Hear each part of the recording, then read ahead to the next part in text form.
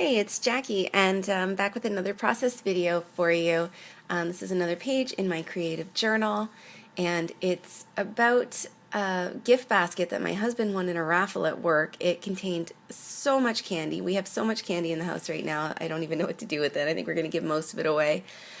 So I start by just assembling a few elements that I want on the page. I've got two photos, one of the basket when it's full and one after of everything that's in the basket. And then I've got this typecast paper pad, and I wanted to use my typewriter to make a list of everything that was in it. So I just picked a sheet out of there and typed it up. And now I'm just trying to figure out where everything goes on the page. And my three elements are taking up a lot more space than I thought they would, so it is taking me a little bit of time to figure it out. If you're on my Facebook group, Creative Journalers, you would have already seen this finished page. I want to thank everybody that's joined so far. We've got over 50 members. We have people sharing all different types of journals, and I'm just so excited to see all the different styles that people are doing, and to connect with so many people that have been watching my videos. And if you're a journaler, I would love it so much if you joined. I'll leave the link below, and I'd love to see the pages that you're doing. So it's around this point that I'm starting to figure out what my general layout's going to look like. I'm realizing I don't have as much room for embellishments. Like, I had picked out glitter borders and like all this fun stuff that was going to go on the page, and I kind of have to scrap that idea just to get things to fit. I use my tape runner to tape things down. I usually tape all four sides, and then I do a little dab of tape in the middle.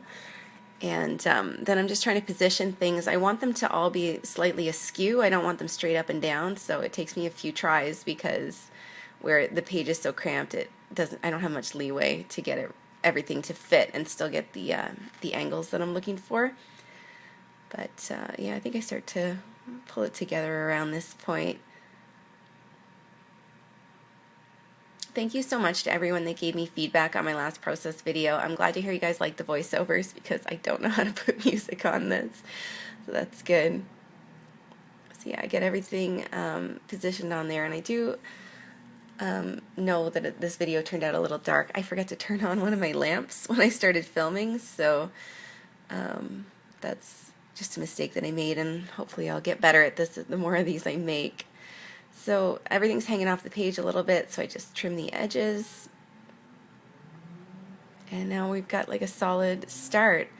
So this is my book of page protectors that stores the majority of my alphas. It's kind of a hot mess. And then I knew what alphas I wanted to use ahead of time because these ones are some of the oldest ones in my stash. I think I've had them since 2011. And I knew I was using a Z in my title, so it's all weird letters. So I thought I could maybe get closer to using this one up. I don't need the line that says thankful and grateful on that notepad piece, so I just put some purple washi tape over it. I like the purple because like so many of the candy labels have those sort of bright fun colors. We got something like 11 of those Marvelous Creation bars, and they have like purple and blue labels, so I think that's kind of where I pulled my color scheme from. So my title that I'm putting is Oh my God, candy.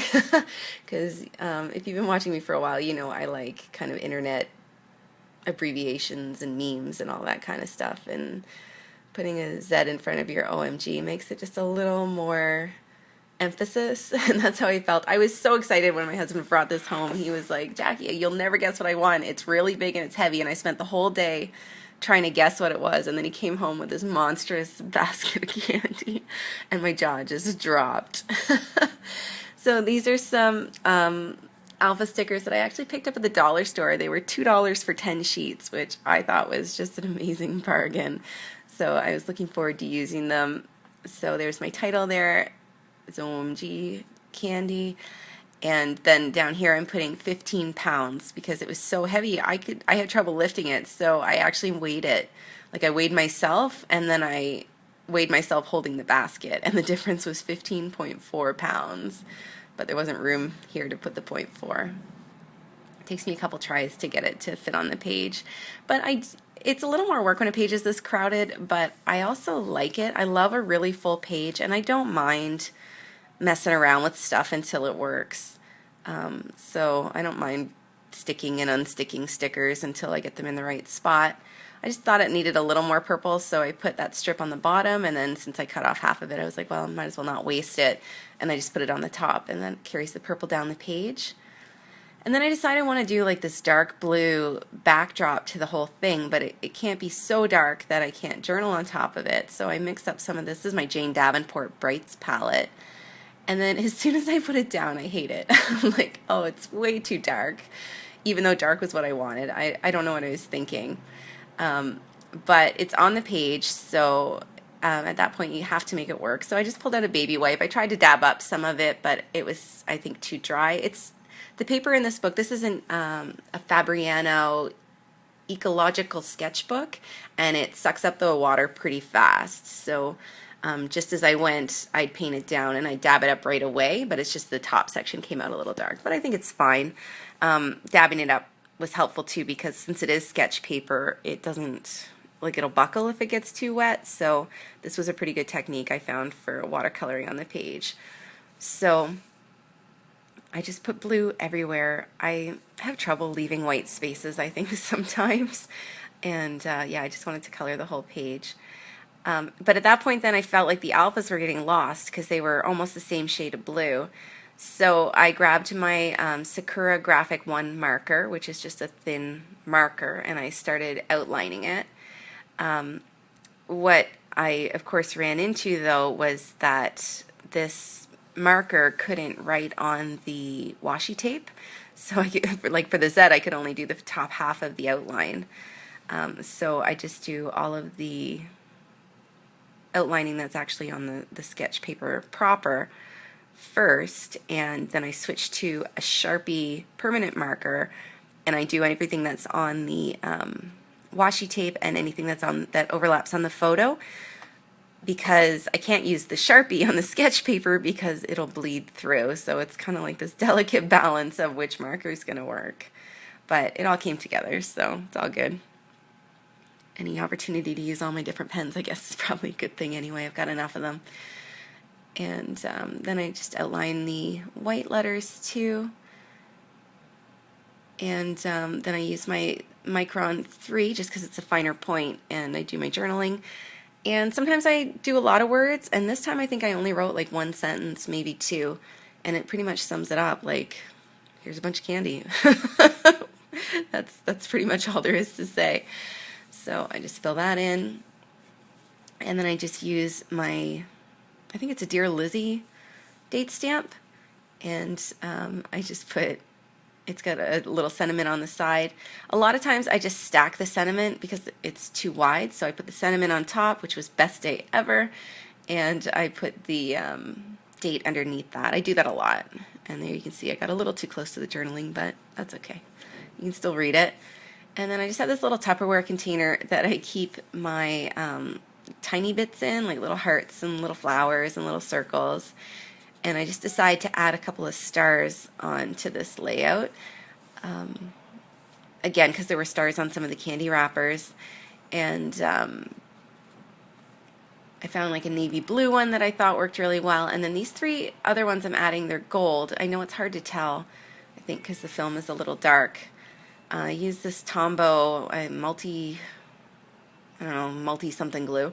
And I just want to put out there that I know Tombow pushes their products on crafters so hard. Like, there's so many YouTubers that have switched to like Tombow shills, and I find it a little frustrating how much everyone applauds Tombow. So I'm almost a little embarrassed using their products on camera.